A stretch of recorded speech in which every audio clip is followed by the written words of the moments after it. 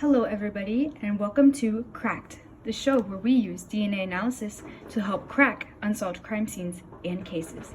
This week, we have a very interesting case in which Brad from Adventure Time was found dead a few days ago.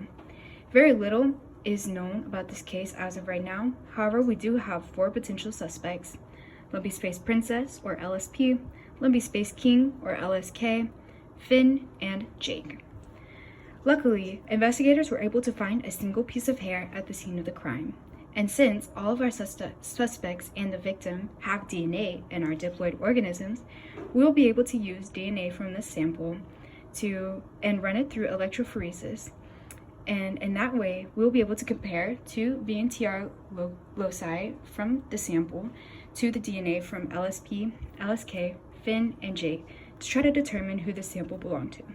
So let's take a look at the evidence.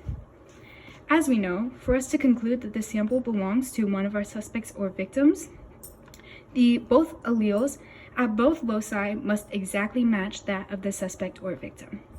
So let's take a look at the first locus.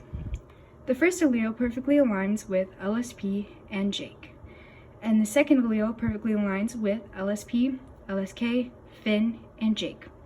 Since Brad, LSK, and Finn are not perfect matches at this loci, they can be excluded as owners of this sample. That leaves potentially LSP and Jake. So let's take a look at the second locus to further determine who the sample belongs to. At the second locus, we see that the first allele aligns with Brad, LSP, LSK, and Finn, while the second allele perfectly aligns with LSP and Finn.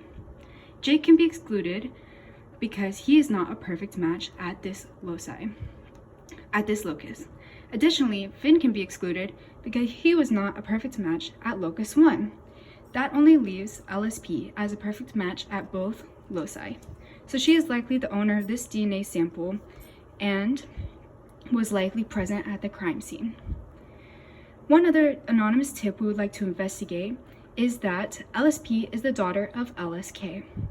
So, using this DNA analysis, we can conclude that this is likely true because LSP matches with LSK at one allele at both loci. This makes sense because she's getting 50% of her DNA from LSK. The other allele that does not match, she got from her mother. So, this DNA analysis supports the conclusion that LSP is the daughter of LSK. Tune in next week when we dive further into this case. Here are my references, and thank you for watching.